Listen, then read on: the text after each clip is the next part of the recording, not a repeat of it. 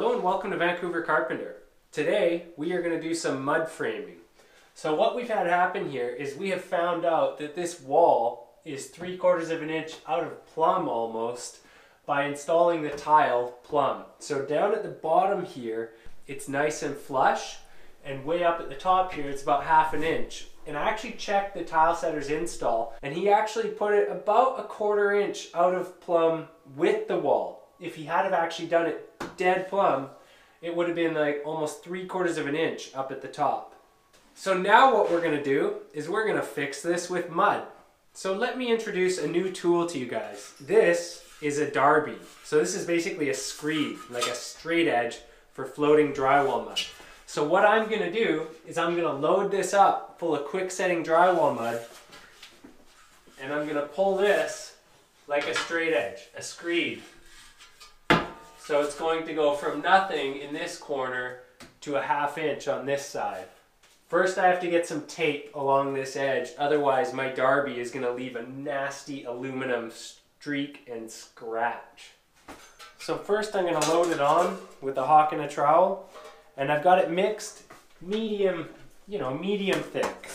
You don't want it so runny that it won't hold its form when you start pushing the Darby across it. So yeah, first you just load it up real thick. And you want lots of extra material on there.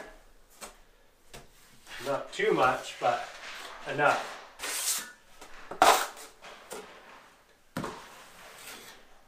Especially where the deep fill is. Actually, I almost have this stuff mixed too wet, because I'm having trouble making it stay on the wall at 1/2 inch thick. But this is just to get your base on. Once you get your base on, then usually it takes another skim of concrete fill or some sort of quick set to fill in all the voids.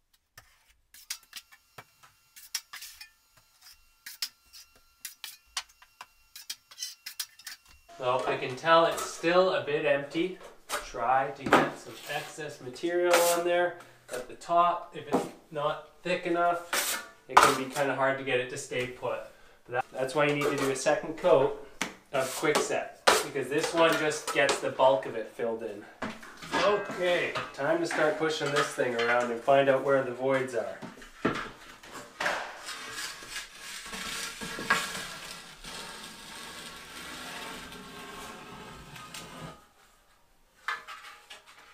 Not too bad.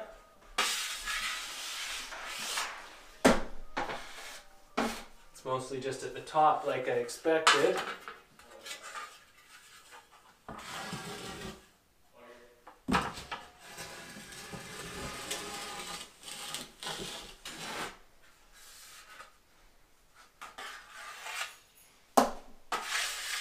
You gotta keep your bucket real handy, obviously right here just below the camera.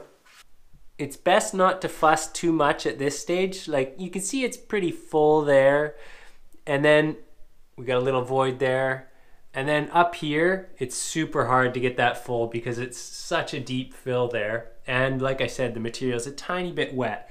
But the idea here is to get the bulk of it on so that you can put another stiff coat of quickset on, and then it will be awesome.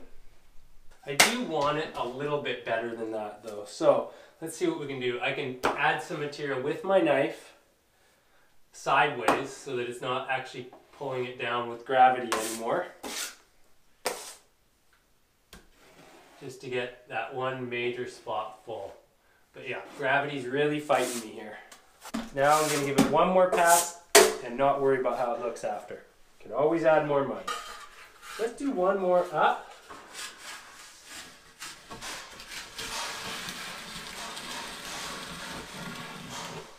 That's looking pretty good.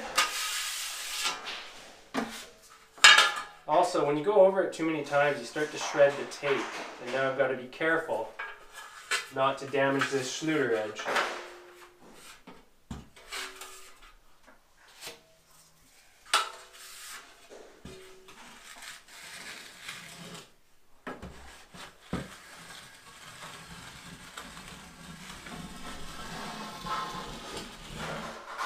So it's looking pretty good. Now I'm just going to do a couple of quick tune-ups with the knife. It's a lot better.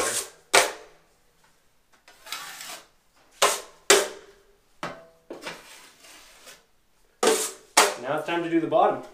It's now looking a lot better. So we just have one void there. The top is looking way better. So I'm happy with that. For a first coat, I can leave that. This is going to be fun loading this in behind the toilet. I think I'll do it in fast motion for you guys.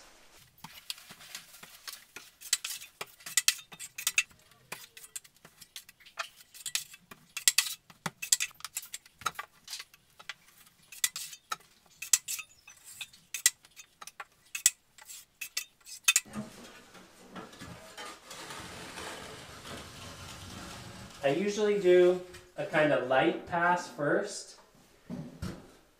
The light pass just gets the bulk of it off.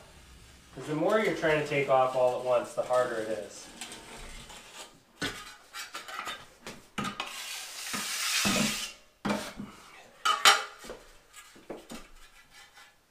And then this one should be a finished pass.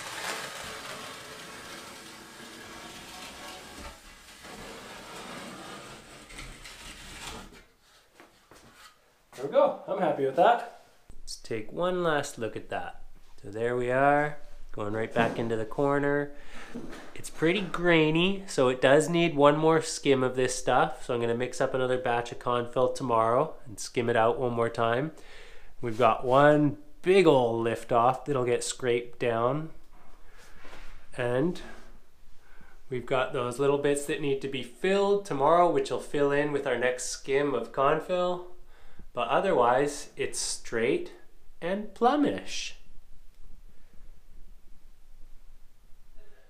Now that this has had a chance to set up, you guys can see that it's got a pretty substantial lift off, that the texture is really grainy, there's some big voids, and it still obviously needs a lot of work.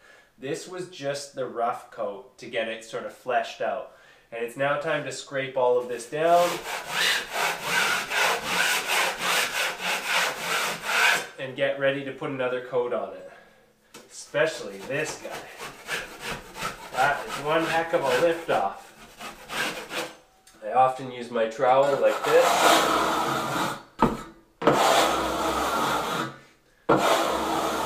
That really shaves it down nicely. But anyways, we'll coat this in a minute. Now, a quick skim with Confill again.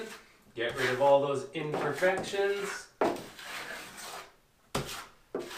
Level it out.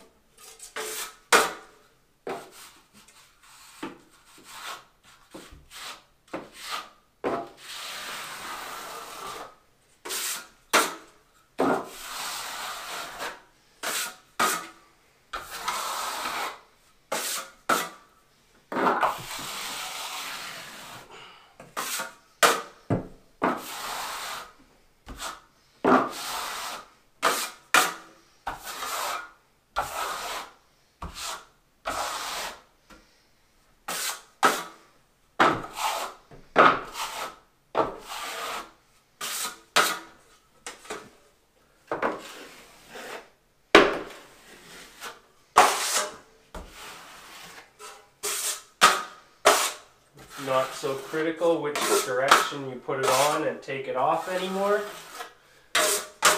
because we already did the bulk of it on the first coat.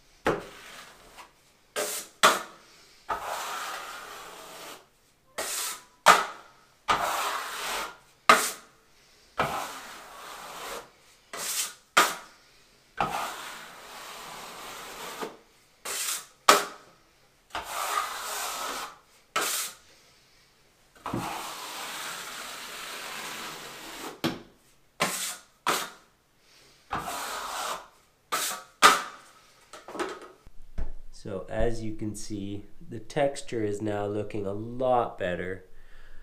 It's just going to need one more coat of regular mud, one nice skim. All those voids and the grainy texture is mostly filled in. You can see up at the top, it's looking much better. There's one of those voids and it's mostly full. It'll fill in with the last coat. So it's looking good. That's mud framing, you guys. Straightening, plumbing, fixing walls well after the fact. So anyways, I hope you guys found this video useful, entertaining. This is how us tapers end up having to do this stuff long after the framers are gone. Anyways, thanks for watching Vancouver Carpenter. If you want to support the channel, do all those like, subscribe things. It does help me out. Anyways, till the next video, you guys, go build something. Be awesome.